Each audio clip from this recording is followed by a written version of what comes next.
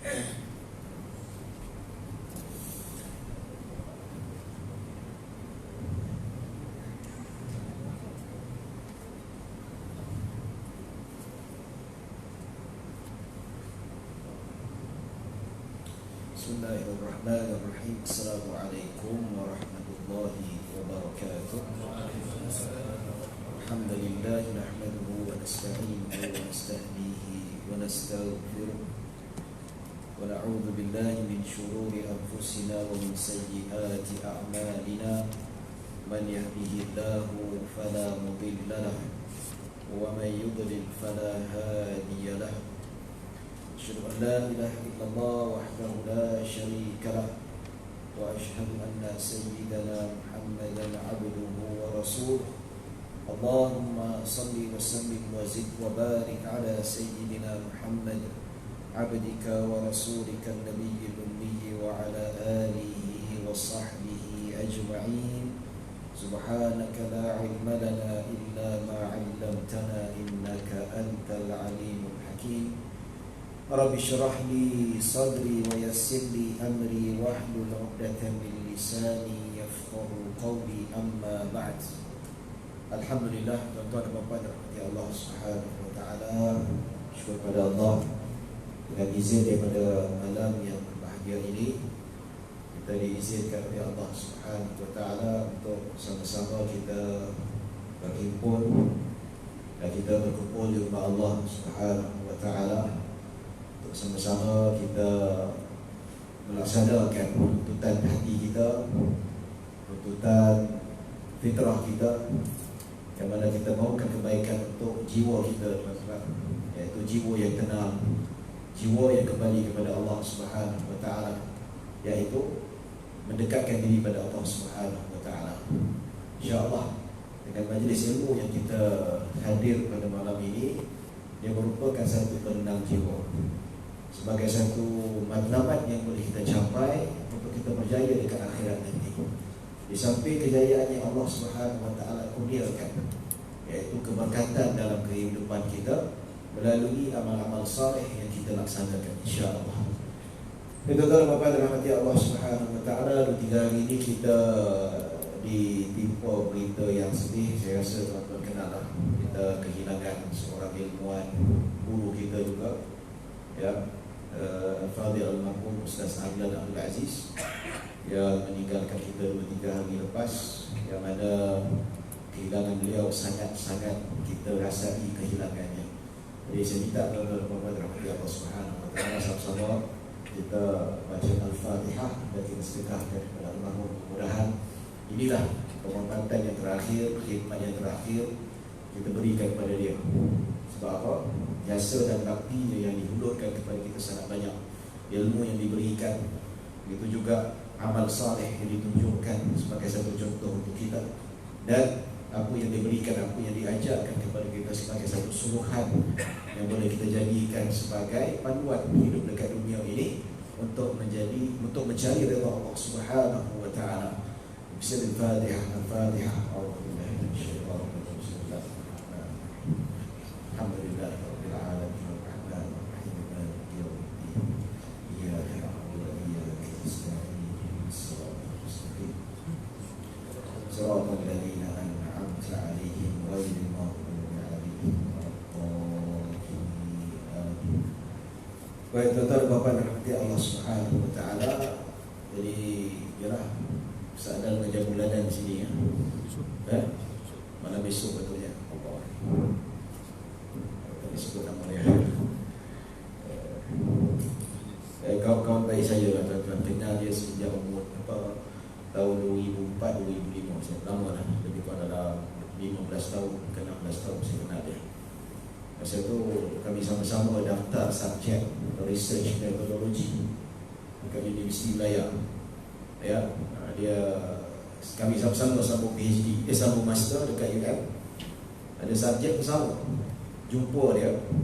Cuma saya awal satu semester, dia masuk semester yang kedua, dan kebetulan semester yang saya ambil itu tak ambil semester pertama, saya ambil semester kedua. Jumpa dia, ya. Saya masuk lambat, tiba-tiba nampak ada, kami ini dulu belajar research metodologi dalam bilik komputer. So komputer tak banyak, sikit aja. So satu komputer kongsi 2-3 orang. So saya masuk tu, yang mengajar tu saya ingat Profesor Rafidah, perempuan lah, mengajar research metodologi. Dia kata, Ustaz carilah mana kosong share. Saya tengok tu barang besar, jawab, macam satu kata. Datang saya duduk sebelah dia, dia kata masalah. Ya, kita masa mengajar tu, muka tu tutup komputer dengan monitor. So prof tu mengajar kat depan, tak nampak muka kami. Jadi sebab seronok bukan kenalan, bukan belajar pun, kami berborak. Nakal dah nakal. Kita duk marah tengah ceramah, orang berborak, kita sendiri masa belajar tu pun borak 2 kali 5 juga tuan-tuan. Ya, jadi itulah semenjak itulah rapat daftar subjek sama-sama. Pasti sama subjek, tak lain sama duduk. Ya, itu berjumpa lah dengan lepasan-lepasan Jordan, lepasan Mesir, lepasan Malaysia, lepasan Sudan pun ada. Itulah semenjak tu kami dapat. Dan lepas tu saya pun pergi UK, duduk sana 4 tahun. Duduk 4 tahun, dia call saya. Seminggu sekali, 2 minggu sekali dia call saya. Dia seorang satu-satunya sahabat yang memang saya duduk jauh, dia call, dia tetap hubungi. Cerita pasal ilmu, perkembangan kitab dan sebagainya, seronok lah. Ya, sehingga sekarang, jadi memang rasa benar-benar kehilangan lah. Bila kata lain macam hari ni kita tengok, anak saya kata lah, lain macam ni balik, sedih betul dia kata. He's my BFF, my best friend forever, the only one, dia kata.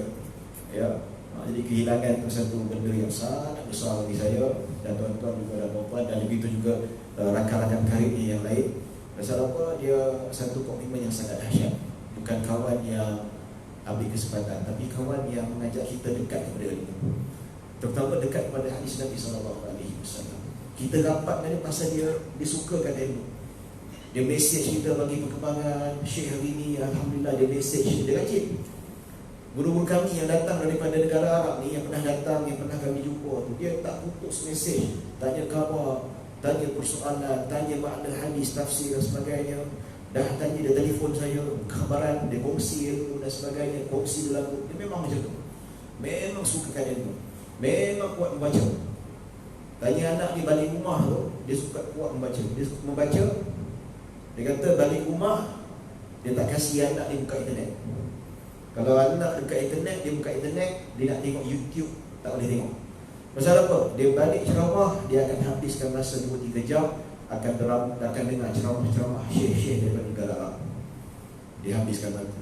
Ya, kita tengok Netflix, ya, Netflix ke Netflix ke, kita tengok drama apa, dia tengok, itu kegemaran dia.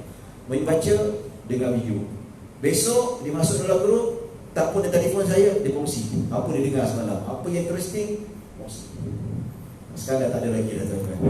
Ya, sunyilah. Kalau cerita pay semua ni, nak claim mata ni dah apa kita. Jadi satu benda yang baik kalau kita ada benda orang baik ni tuan-tuan. Ya, perbanyakkan kawan orang soleh. Kata Al-Imam Al-Hasan Al-Basri radhiyallahu anhu, berkasar daripada kata-kata dia ni, itu diambil daripada hadis Nabi SAW, hadis yang panjang. Ya, disampaikan satu hadis yang panjang dan diambil satu konklusi kata-katanya, istaksiru minal asdiqa'il mu'minin fa inna lahum syafa'atan yawmal qiyamah. Perbanyakkanlah kawan dengan orang-orang yang beriman. Orang beriman di situ orang soleh. Perbanyakkan, ramai kenal-kenalan, rapat dengan dia, ambil hati dia. Jadi bukan ustazah ataupun bukan ustazah saja, tak kira. Asalkan kita nampak Pak Haji ni rajin sembahyang, rajin berzikir, berjemaah, tak tinggal. Yang cerita ni orang-orang soleh. Kadang-kadang ustaz pun tak soleh juga. Tapi saya kenal ramai ustaz soleh, yang nama soleh ramai lah. Yang soleh pun ramai juga. Maksudnya yang soleh ni tak semesti ustaz-ustazah, orang soleh kawan-kawan kita yang memang kita tengok istiqamah, berjemaah, dia jenis kuat mengaji. Orang macam ni kita kena rapat. Kata Imam Al-Hasan Al-Basri, perbanyakkanlah persahabatan dengan orang-orang soleh. Kerana apa? Dekat akhirat nanti dia akan beri syafaat kepada kita. Daripada kata-kata itu, kata Imam Az-Zahabi, Imam Ibnul Jauzi rahimahullah ta'ala, dia buat kata, dia cakap dengan kawan-kawan dia, kawan-kawan dia yang soleh, ahli sembahyang, yang belajar hadis, yang rajin baca Al-Quran. Dia jumpa kawan-kawan, dia kata kalaulah ya, wahai sahabat-sahabatku, nanti kalau aku dah tak ada, kita semua dah mati, bila kau masuk syurga, kalau kau tidak mempertemukan aku dalam syurga, kau tanya Allah, mana aku? Kalau aku tak ada di dalam syurga, pasti aku berada dalam neraka. Kalau aku dalam neraka, kau tariklah aku masuk ke dalam syurga Allah Subhanahu wa ta'ala. Dan benda ini memang disabitkan oleh Nabi SAW dalam hadis yang sahih, hadis yang panjang. Ya, cerita bagaimana orang-orang soleh bila dia masuk ke dalam syurga ni, ya, dia cari kawan dia. Mana ni? Aku dulu tiap-tiap bulan, tiap bulan nampak Ustaz Said ceramah, tapi dalam syurga tak nampak Ustaz Said. Mana ni? Tuan Said nampak tak? Masjid Muslim kita. Ustaz Said tak nampak.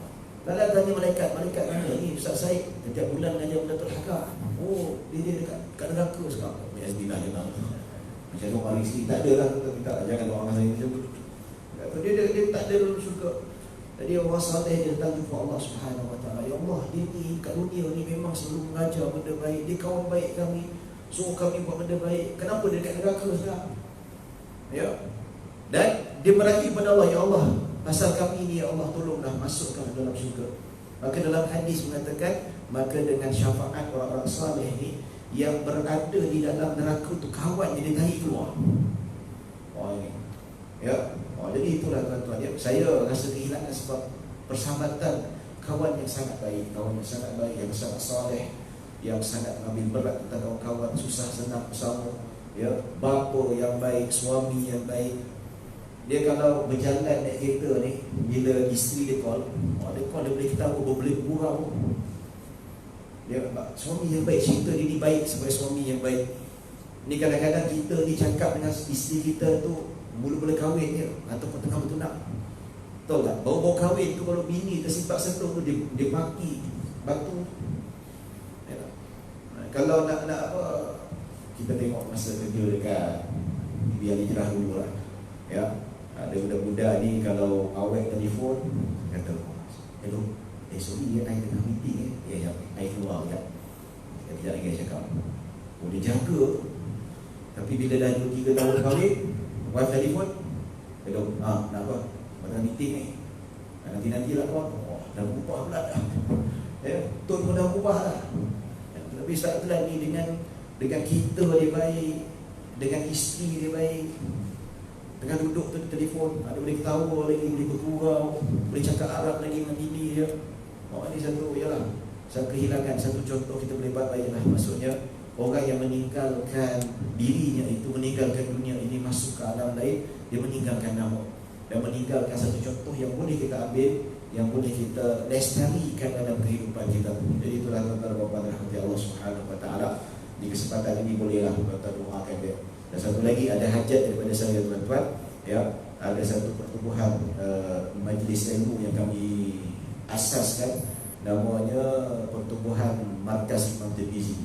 Jadi dulu Imam idea daripada Ustaz Adlan dan kami sama-sama asaskan. Sekarang Ustaz Adlan dah tak ada, dia bekas presiden, dia pun dah tak ada, jawatan tu pun masih kosong. Kami pun nak cari jawatan presiden lah. Tapi bila jumpa dengan AJK lain kata, Ustaz tak ada orang lain, Ustaz lah kena jadi. Ya, sebab dulu Ustaz Timbadan, Ustaz Adlan presiden. Jadi presiden dah meninggalkan kita, Allah lebih sayangkan dia, nampaknya Ustaz dah jadi presiden.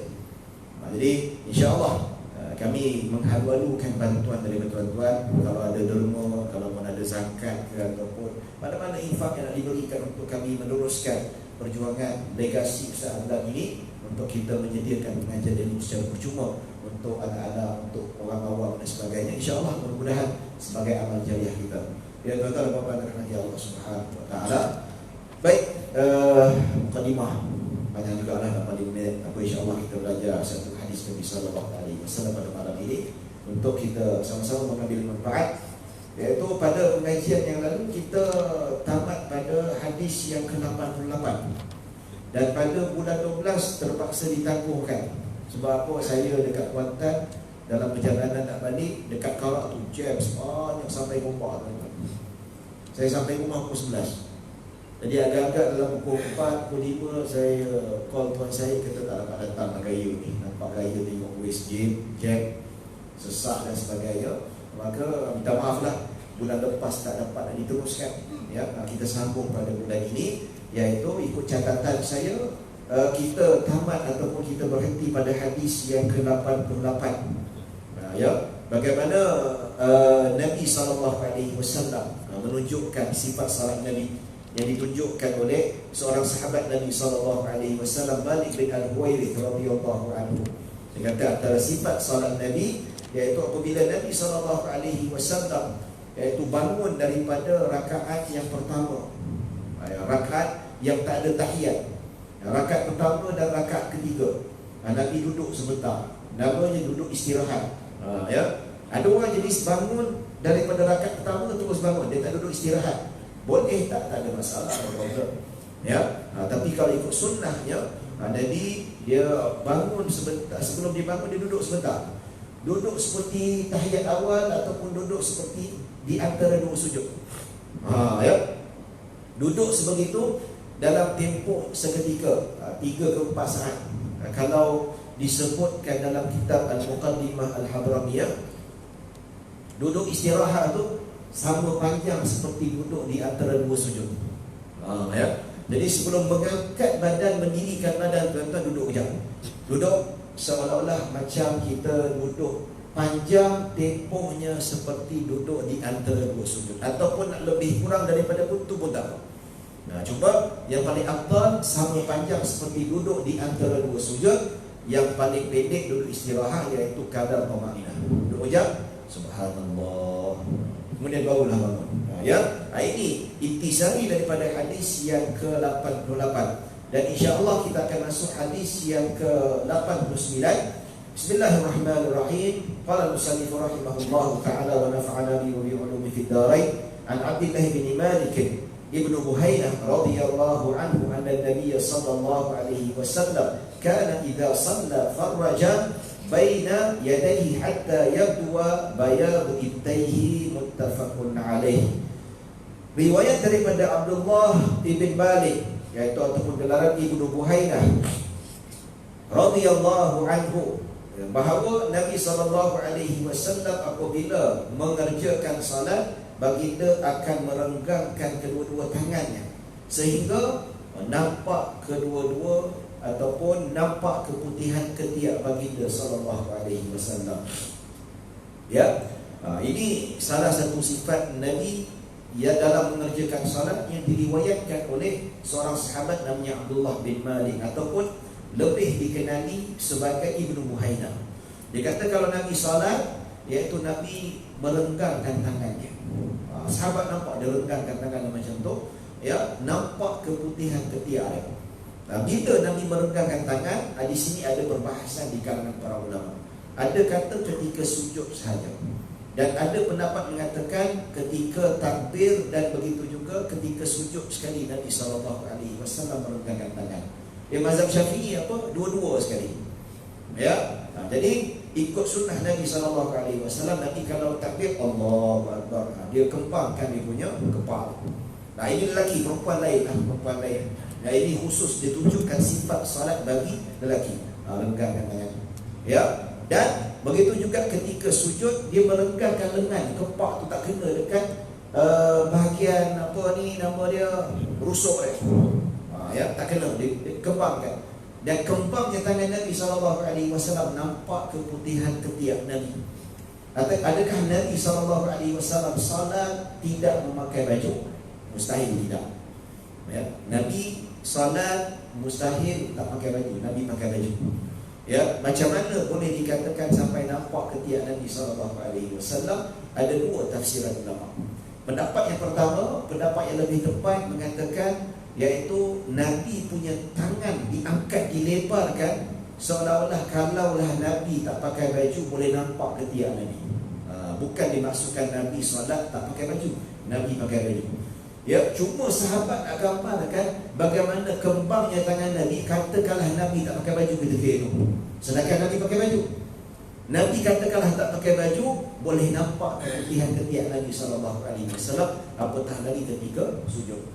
Dan ada juga ulama mentafsirkan pakaian Nabi SAW ataupun jubah yang besar, lengan yang besar, ya, Sehingga kalau Nabi angkat tangan tu nampaklah di celah-celah lengan tu nampak ketiak Nabi SAW. Itu antara tafsiran para ulama. Tapi bagi saya lebih tepat itu sebagai makna imbalan ataupun kiasan. Dia bukan betul-betul Nabi SAW tak pakai baju. Cuma dia kata kalaulah umpamanya nak tengok macam mana kembangnya tangan Nabi ketika takbir dan ketika sujud, kalaulah Nabi tak pakai baju nampak keputihan ketiak Nabi SAW. Ya, bukan Nabi tidak pakai baju, Nabi tetap pakai baju, tetap jaga adab, tetap jaga akhlak di hadapan Allah Subhanahu Wa Taala. Ya, jadi macam mana mereka boleh nampak ketiak Nabi SAW? Ya, sama ada mereka nampak sendiri ataupun melalui riwayat. Riwayat para sahabat yang katakan yang pernah tengok Nabi SAW punya ketiak putih, cantik, bukan seperti kita ya. Kita ni bukan putih, dia lebam. Lebam dia satu lagi, tambah lagi dengan dia punya hutan belantara, punya dahsyat tu, dia punya angkat tu. Kalau kutu masuk situ boleh sesat 40 hari, landas kutu tu mati kelaparan, tak jumpa jalan keluar. Itu yang bahaya tu. Ya, saja gurau itu tuan-tuan. Nanti saya kata teruk sangatlah kami ustaz, tak adalah, gurau saja tuan-tuan ya. Jadi ketiak ni kita kena hilangkanlah, sama ada cukur ataupun cabut. Yang mana disebut dalam hadis Nabi SAW, waqata lana Rasulullah SAW arba'ina yawman, iaitu Nabi beri kami masa selama 40 hari. Kalau nak biarkan, kalau nak biarkan bulu tu tak dicukur ataupun tidak digunting, maksimum Nabi kata jangan lebih 40 hari. 40 hari cukup. Ya, ataupun kuku pun sama juga, tak boleh lebih 40 hari. Begitu juga bulu ari-ari, begitu juga misai, tak boleh lebih 40 hari. Lebih 40 hari kena nipiskan ataupun dicukur. Ya. Jadi kalau dibiarkan bulu ketiak kita panjang 40 hari tidak dicukur, maka hukumnya makruh. Di sisi majoriti di kalangan para ulama rahimahumullah taala. Jadi ketiak ni tuan-tuan disunatkan mencabut. Sampai dalam hadis Nabi SAW, Nabi mencabut bulu ketiak, Nabi tak cukur. Antara pendapat di kalangan para ulama ataupun pengalaman ataupun tajribah dipanggil oleh para ulama, dipanggil sebagai tajribah di pengalaman. Dia kata, ya, ada ulama kata beza antara cukur dengan cabut. Dia kata kalau mencabut ni nak bandingkan dengan cukur, kalau mencabut bulu ketiak dia lebih bersih dan tidak menghasilkan bau yang tidak enak. Ini pendapat ulama lah. Tak pernah test lagi, tak pernah buat experience ataupun tak pernah buat eksperimen, tak pernah lagi buat. Ya, ulama kata, sebagai ulama kata kalau cabut ketiak kita, dia punya kesan bau tu tak teruk sangat. Tapi kalau cukur, dia akan meninggalkan, kemungkinan besar akan meninggalkan bau yang tidak enak. Jadi tak timbul isu dah tuan-tuan kalau kita pakai ada alat muda, pakai tawas ke, pakai deodoran, tidak menjadi masalah. Ikut kemampuan masing-masing. Ada yang mampu nak cukur, silakan. Yang tak mampu untuk cabut, tak ada masalah. Jangan tak buat dua-dua langsung sudah. Ya. Jadi tuan-tuan bapa dan rahmati Allah Subhanahu Wa Taala, sunnah yang dilakukan adalah mencabut. Ada juga ulama yang tak mampu nak cukur tapi dia mencabut. Tak mampu nak cabut tapi dia bercukur. Siapa? Imam Syafi'i sendiri. Ada anak murid yang nampak Imam Syafi'i dia cukur bulu ketiak. Maka anak murid dia bertanya, wahai Imam, bukankah sunnah itu mencabut, bukan mencukur? Maka Imam Syafi'i kata, ya, aku tahu, as-sunnata an-nadfu, yang sunnahnya adalah mencabut. Tetapi dia kata, walakinnani la atahammal 'ala al-wajh, tetapi aku tidak mampu nak menahan kesakitan. Sebab itu dia kata lah. Jadi siapa yang tahan sakit, silakan. Yang tak tahan, cukup. Ya. Baik. Begitu juga dengan bulu ari-ari. Bulu ari-ari itu nak cukur ke cabut? Ya. Siapa pernah cabut bulu ari-ari? Pernah tak? Nak tanya dia. Ya. Ya. Bulu ari-ari itu gunting atau cukur lah. Ya. Kalau cabut tu nanti kadang tiba-tiba satu taman didengar macam suara menjerit. Dia punya menjerit kesakitan. Pasal apa? Dia malu sekali nak cakap, saya terjatuh. Padahal dia try cabut gula hari-hari tu memang menjerit tuan-tuan ya. Jangan buat kerja tak senonoh dia. Baik. Okey, kita masuk hadis yang seterusnya. Al-hadis at-tis'un, hadis yang ke-90. An Abi Maslamah radhiyallahu anhu Sa'id bin Yazid radhiyallahu anhu qala sa'altu Anas bin Malik radhiyallahu anhu akana an-nabiy sallallahu alaihi wasallam yusalli fi na'layhi qala na'am. Hadis riwayat Bukhari dan Muslim, iaitu riwayat daripada Abu Maslamah ataupun nama sebenarnya Sa'id bin Yazid radhiyallahu anhu. Ya. Jadi dia berkata kepada Anas bin Malik radhiyallahu anhu, iaitu Abi Maslamah ataupun Sa'id bin Yazid, iaitu ini seorang tabi'i, bukan sahabat, anak murid kepada Anas bin Malik radhiyallahu anhu. Lalu dia bertanya kepada Anas bin Malik, dia kata, "Akanna Nabi sallallahu alaihi wasallam yusalli fi na'lai?" Adakah benar Nabi sallallahu alaihi wasallam salat dengan menggunakan kedua-dua slipernya ataupun memakai kedua-dua slipernya? Maka Anas katakan, "Na'am." Ya. Jadi ya betul, Nabi sallallahu alaihi wasallam memakai slipper ketika solat. Jadi pernah juga saya bahaskan kenapa Nabi pakai slipper. Adakah hadis ini menunjukkan kita solat digalakkan pakai slipper? Kata Al-Imam Taqiyuddin As-Subki rahimahullah ta'ala, dia kata, "Wahadal hadith la yu'khadhu minhu al-istihbab." Dia kata bahawa hadis ini bukanlah menunjukkan galakkan solat pakai slipper, tidak. Tetapi kata Imam As-Subki rahimahullah ta'ala, iaitu keadaan ketika itu yang berbeza daripada yang lain. Zaman Nabi dengan zaman kita berbeza. Macam mana boleh berbeza? Berdasarkan hadis-hadis yang lain. Zaman dulu Nabi SAW masjid tak seperti macam kita. Saya pernah cakap kan? Ya? Masjid memang dia punya lantai itu tanah, berpasir, bertanah. Disebutkan dalam riwayat Madinah ketika ditimpa hujan, tuan-tuan, tanah, iaitu lantai Masjid Nabawi ini lecak, berlecak-lecak. Nabi sujud juga, sehingga ketika salam sahabat nampak dekat dahi Nabi itu ada kesan lecakkan yang melekat kat dahi Nabi SAW. Dan ketika bukan musim hujan, ketika Nabi salam, sahabat nampak debu-debu melekat dekat dahi Nabi, dan Nabi sapu macam tu, bersihkan dahinya. Nampaknya lantai itu maksudnya bukanlah merupakan lantai bersimen seperti kita ataupun berkapit, tidak. Dia memang solat di atas tanah. Dan masjid yang macam tu pernah ditunjuk oleh kawan saya. Dekat mana? Dekat Afrika. Ada kawan saya ni, dia pergi buat misi ibadah korban dekat negara-negara Afrika. Tak silap saya dekat negara Uganda.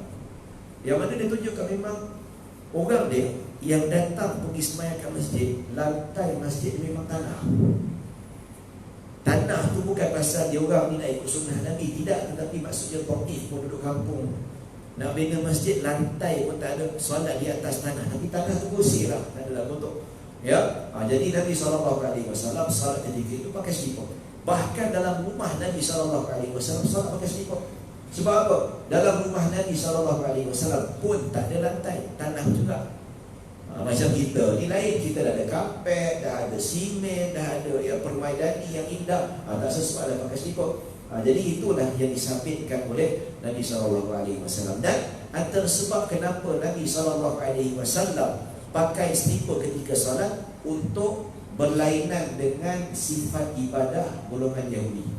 Seperti mana disebutkan dalam hadis Nabi SAW, hadis riwayat Imam Bukhari daripada Shaddad bin Aus radhiyallahu anhu, bahawa Nabi SAW bersabda, "Khaliful Yahuda fa innahum la yusalluna fi ni'alihim wala khifafihim."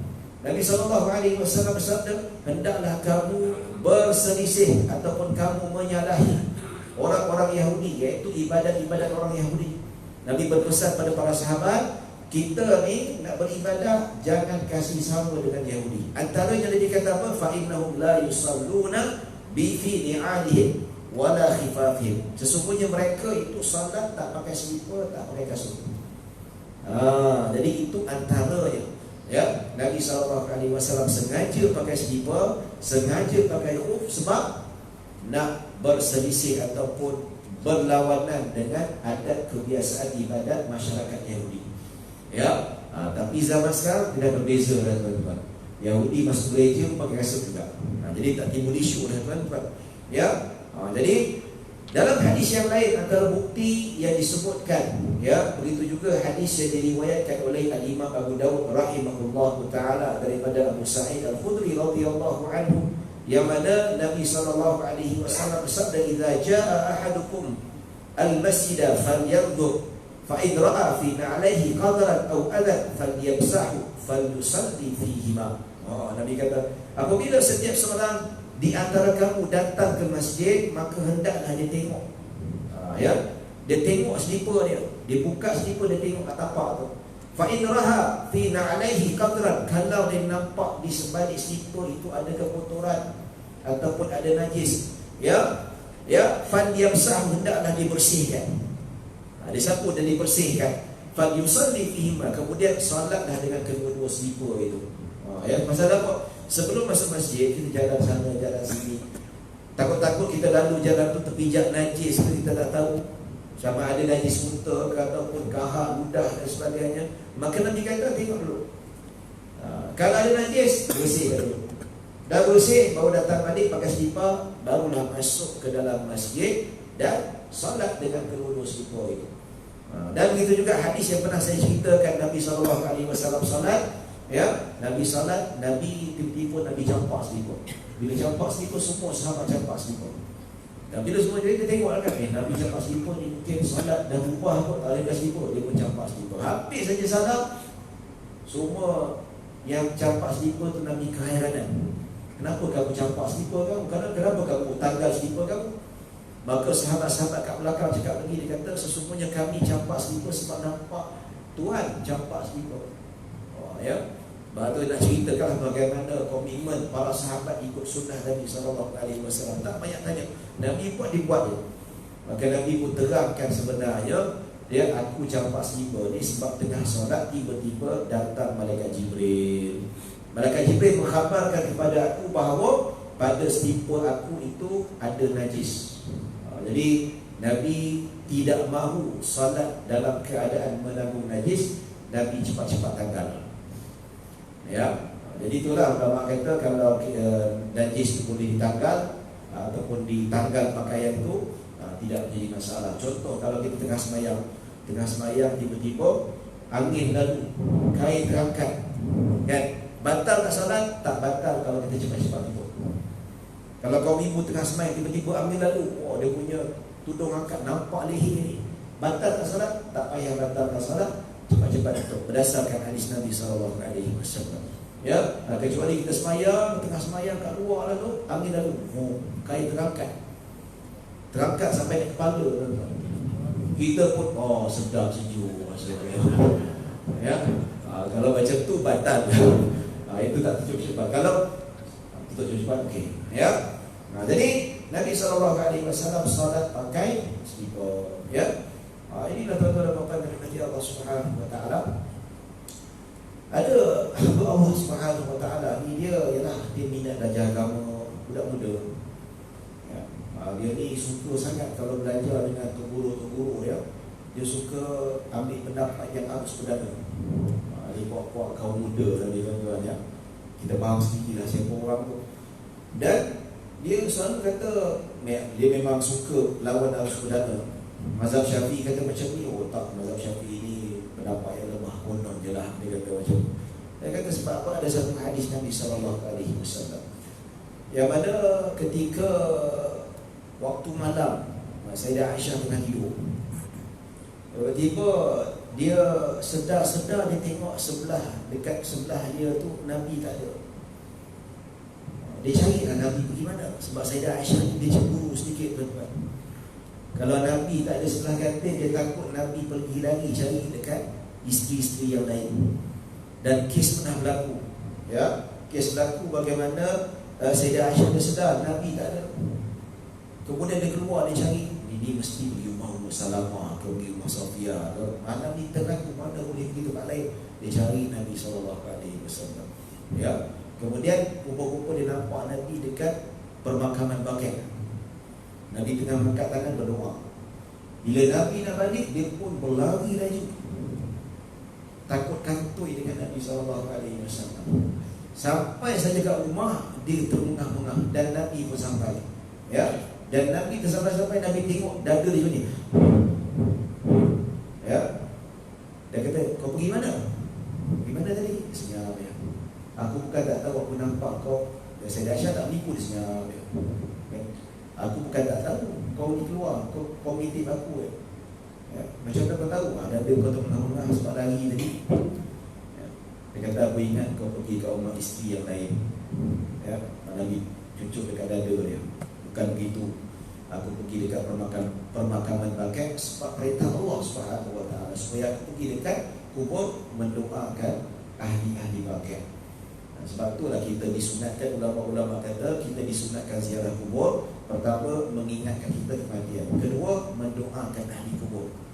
Sebab tu ulama kata kias mendoakan ahli kubur, sunnah Nabi SAW pun dikiaskan juga. Baca Al-Quran pun digalakkan juga. Doa boleh, takkan baca Al-Quran tak boleh?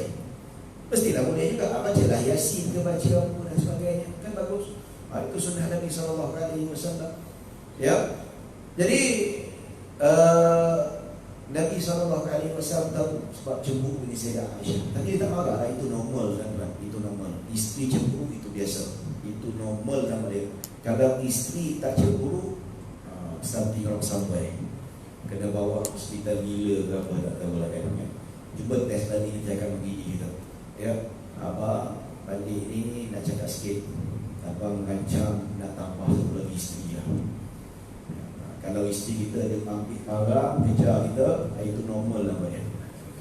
Isteri kita berpemikiran akalnya normal. Ya. Tapi kalau kita balik cakap yang abang rasa nak tambah satu lagi seorang isteri lah.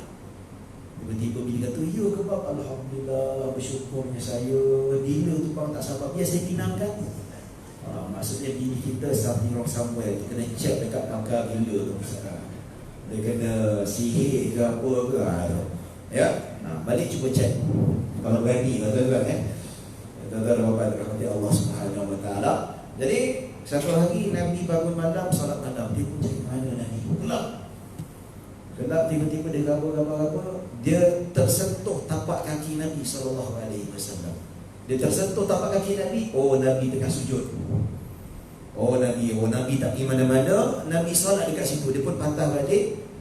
Mungkin dia solat sama sekali dengan Nabi SAW, ataupun dia sambung tidur. Ya.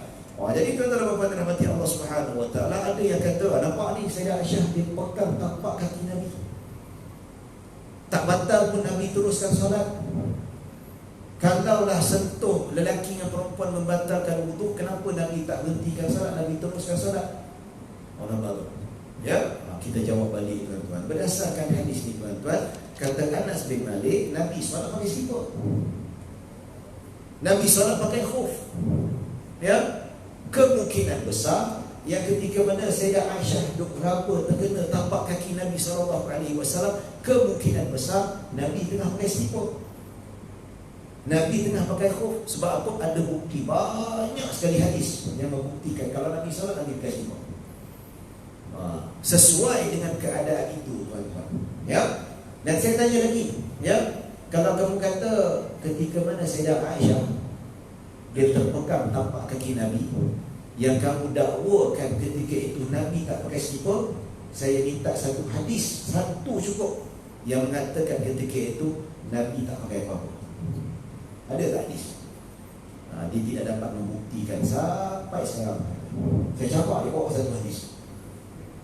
Tapi saya boleh membuktikan Nabi solat memang biasa pakai slipper, biasa pakai kasut.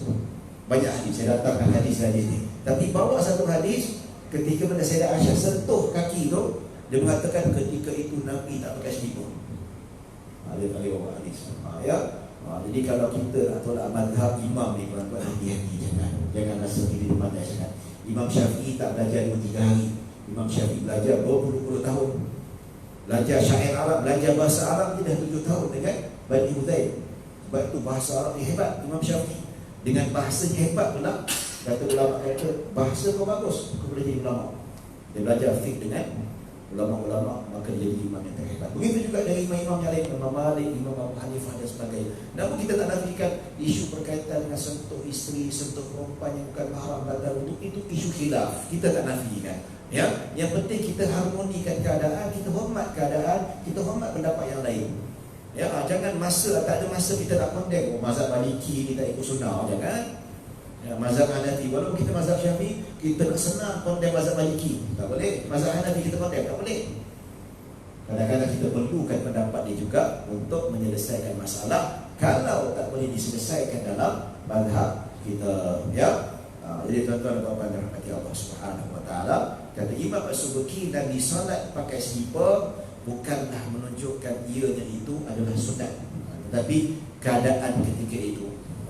Ya. Dan hadis ini juga menunjukkan bahawa diharuskan salat dengan memakai slipper atau pakai kasut, asalkan slipper itu terbukti tidak menanggung najis. Begitu juga dengan kasut. Ya, pasal apa? Kita kena tengok macam mana nak pastikan slipper ataupun kasut itu tidak menanggung najis. Tengok tanda-tanda dia. Tanda dia apa? Kalau tak ada bau najis, tak ada warna najis, selamatlah. Tengok itu, ini coklat semacam ni. Tengok ini bau tanah. Oh, ini bukan najis ni. Ya, tak puas hati. Rasa sikit. Oh, ini tanah, ni tanah. Oh, kita nak lihat. Okey. Kalau nak rasa nak confirmation lagi kan.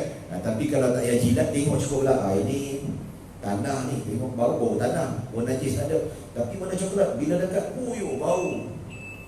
Itu najis, kena basuh dulu, barulah solat pakai slipper ataupun kasut yang sama juga. Ya, wallahu a'lam. Kita bagi lawan azan dahulu sebelum kita sambung insya-Allah.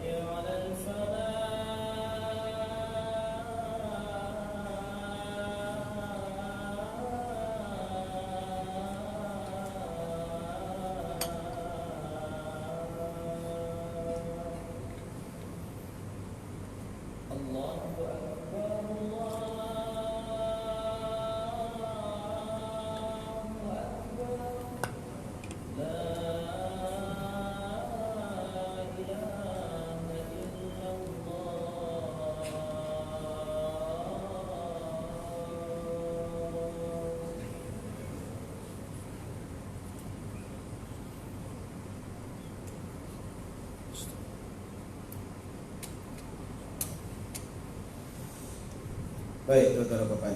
Ya Allah Subhanahu wa taala, itu isu yang kita bincangkan berkaitan dengan hadis yang ke-90. Kita masuk hadis yang ke-91. Kita ringkas saja, tak panjang, lebih mendalam ya. 5 ke 7 minit. Baik, an Abi Qatadah Al-Ansari radhiyallahu anhu anna Rasulullah sallallahu alaihi wasallam kana yusalli wa huwa hamil Umamah binti Zainab bint Rasulillah sallallahu alaihi wasallam li Abi al-As bin Rabi' bin Abd Syams fa idza sajada wada'aha wa idza qama hamalaha. Baik, riwayat daripada Abu Qatadah radhiyallahu anhu bahawa Nabi sallallahu alaihi wasallam seringkali salat iaitu dalam keadaan dia mendukung Umamah binti Zainab binti Rasulillah. Cucu baginda sallallahu alaihi wasallam namanya Umamah, iaitu anak kepada Sayyidah Zainab binti Rasulillah sallallahu alaihi wasallam. Iaitu Umamah ini hasil perkahwinan dengan Abu Al-As bin Rabi' bin Abd Syams daripada Bani Abd Syams, iaitu salah satu pecahan daripada kabilah Quraisy ketika itu. Ya, dan ketika mana Nabi SAW nak sujud, Nabi dukung, Nabi letak kat tepi. Nabi sujud dengan sempurna. Ya, bila Nabi dah bangun, Nabi dukung semula. Nabi pegang dan Nabi salat. Dan salat disebutkan oleh Imam Nawawi iaitu salat zuhur ataupun waktu asar. Nabi mengimamkan jemaah. Ya. Jadi hadis ini menunjukkan bahawa salat boleh kita dukung kadang-kadang. Sedikit cerita tentang Umamah binti Zainab, iaitu cucu Rasulullah SAW. Biasa kita dengar cucu Nabi Hasan dan Al-Husain. Ini ada seorang lagi cucu Nabi, iaitu hasil daripada anak Sayyidah Zainab radhiyallahu anha yang berkahwin dengan Abu Al-As radhiyallahu anhu, yang mana dia masuk Islam sebelum pembukaan kota Mekah, lebih kurang pada tahun ke-6 Hijrah ketika itu. Pada tahun ke-8 Hijrah Islam berjaya menawan kota Mekah. Sebelum itu lagi, ya, ketika mana Nabi nak berhijrah, dia tak nak masuk Islam. Jadi Sayyidah Zainab masuk Islam, maka Nabi pisah, farakkan dia. Nabi farakkan dia, dan dia dengan Zainab sama-sama berhijrah. Nabi dengan Sayyidah Zainab pergi ke Madinah, menetap sana. Dan ketika perang Badar, Abu Al-As ini turut sama dengan tentera-tentera Quraisy menentang Islam ketika itu. Kisah silam lama dia lah. Jadi, dan kalah tentera Islam, dia merupakan salah satu daripada tawanan Islam. Jadi sebab sikap sayangnya kepada suaminya itu, walaupun sudah dipisahkan sebab berlainan agama, maka akhirnya Nabi SAW membebaskan mereka. Membebaskan semua tawanan kafir Quraisy ketika itu, termasuklah Abu Al-As itu sendiri. Jadi dibebaskan. Tapi alhamdulillah, sebelum Nabi berjaya menawan kota Mekah, dia masuk Islam. Dia masuk Islam dan terus berhijrah dekat Madinah, dan disatukan oleh baginda sallallahu alaihi wasallam kembali menjadi suami isteri dan menjadi muslim yang terbaik, dan bersama-sama dengan Nabi pernah mengikut beberapa peperangan, sehinggalah termasuklah pembukaan kota Mekah dan seterusnya. Ya. Jadi hadis dicerita bahawa boleh kita mendukung bayi. Macam mana nak dukung bayi, Ustaz? Dia ni bawa najis dan sebagainya. Tengok keadaan lah. Kalau bayi itu pampers dia basah ataupun ada kesan-kesan najis, kalau kita dukung dia, tak sah lah. Jadi yang Nabi SAW mendukung Umamah ni macam mana? Ketika Umamah ni bebas daripada najis. Ya, ketika bebas daripada najis. Zaman dulu kalau pampers pun dia pakai macam tu saja. Kalau lepas.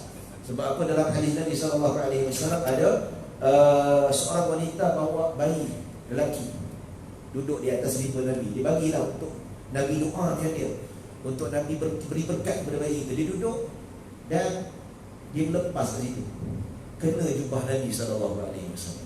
Menunjukkan kanak-kanak zaman dulu tak macam zaman kita, tak pakai napkin, dia macam tu saja, lepas-lepas lah.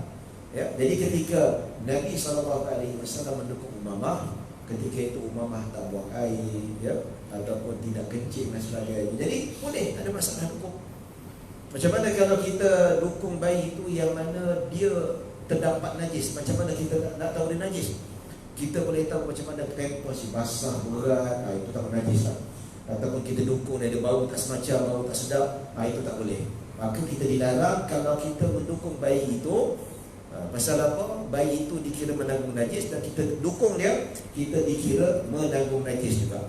Jadi macam mana kalau kita pada asalnya dah tengah semayang, kena dukung anak juga. Anak kita jenis tak boleh nak duduk diam, ataupun dia menangis-nangis. Kalau kita letak dia menangis, kita nak semayang tak boleh. Last-last si ibu terpaksa dah dukung anak dia. Sembahyang dalam keadaan mendukung anak dia, boleh tak? Boleh. Pastikan anaknya itu pampers dia bersih. Macam mana? Rasalah pampers dia, okey, kering lagi ni, okey, tak ada kesan-kesan basah, okey. Ya, tiba-tiba tengah dukung tu bau hancing ataupun bau najis berat, itu najis besar lah tuan-tuan. Ya, jadi macam mana? Kita kena tinggalkan anak. Kena buat macam mana? Akan letak baik-baik, letak baik-baik, letak tepi. Jadi akhirnya selamat. Tak apa, ambil masa pun tak apa. Ya, bergerak 3 kali berturut-turut ataupun lebih pun tidak menjadi masalah. Ini dinamakan darurat. Letak baik-baik, walaupun badan berpaling dari kiblat. Awak letak selamat. Ni bayi nyawa ni. Kalau kopi boleh campak macam tu, kan? Kalau jam nampak naik burung, campak macam tu jam, tak ada masalah. Ni nyawa takkan nak campak. Ambil masa letak baik, walaupun berpaling kiblat, walaupun bergerak 3 kali berturut-turut. Saya ada bukti dalam kitab Jawi Hilang tu ada sebut. Darurat tidak menjadi masalah. Sabil tadi Sunnah Muslim ada sebut. Sebab saya pernah sebut juga, tak silap saya dulu. Ya, tak letak baik, sambung balik. Kalau kita terus pegang dia, tak ada rasa nak pindahkan ke atas lantai, solat kita batal. Ya, itu terdapat daripada Allah Subhanahu Wa Taala ketika sujud, Nabi letak baik-baik. Masalah apa? Sujud mesti sempurna, ke-7 anggota kena dekat lantai. Berdasarkan hadis yang kita baca dulu tuan-tuan, Nabi kata, umirtu an asjuda ala sab'ati a'dhum. Aku diperintahkan agar sujud melalui 7 anggota, iaitu dahi, termasuk hidung, 2 tangan, 2 lutut dan hujung jari kaki. Nampak? Jadi sebab apa Nabi nak sujud? Nabi sujud, Nabi letak. Pasal apa? Pastikan supaya tapak tangan kena lantai, dahi kena lantai. Tapi kalau nak sujud masih dukung, tapak tangan tak kena. Tapi kalau rukuk tidak menjadi masalah, tak wajib tapak tangan kena lutut, asalkan kita bengkok, tak menyerupai keadaan berdiri. Tapi sujud Nabi letak. Ya, bila nak berdiri Nabi dukung balik. Itu tidak menjadi masalah dan tidak terikat dengan kaedah yang disebutkan sebelum ini. Ya, wallahu taala alam. Kita bincang ringkas saja sebab masa pun dah tak banyak. Jadi kita ada buka soalan, siapa ada soalan? Kalau ada lah. Kalau tak ada, cepat habis. Ya. Jadi setakat itu saja tuan-tuan yang dapat saya kongsikan. Mudah-mudahan kita dapat manfaat dan kita sampaikan kepada orang lain. Ya, mohon maaf kalau ada salah silap. Kalau ada kekurangan yang baik hanya daripada Allah Subhanahu Wa Taala, kekurangan kesilapan datang daripada diri saya sendiri. Aqulu qawli hadza wa astaghfirullahalazim li wa lakum wa lisa'iril muslimina wal muslimat wal mu'minina wal mu'minat. Bismillahirrahmanirrahim. Allahumma ja'al jam'ana hadza jam'an marhuma wa tafarraqana min ba'di tafarraqan ma'suma. Allahumma la tad'a fi maqamina hadza illa ghafarta wa la hamma illa farajta wa la dayna illa qadayta wa la maghida illa shafaita wa la hajatan min hawaijid dunya wal akhirati illa qadaytaha ya rabbal alamin. Sallallahu ala sayyidina Muhammadin wa ala alihi wa sahbihi. Alhamdulillah rabbil alamin. Assalamu alaikum.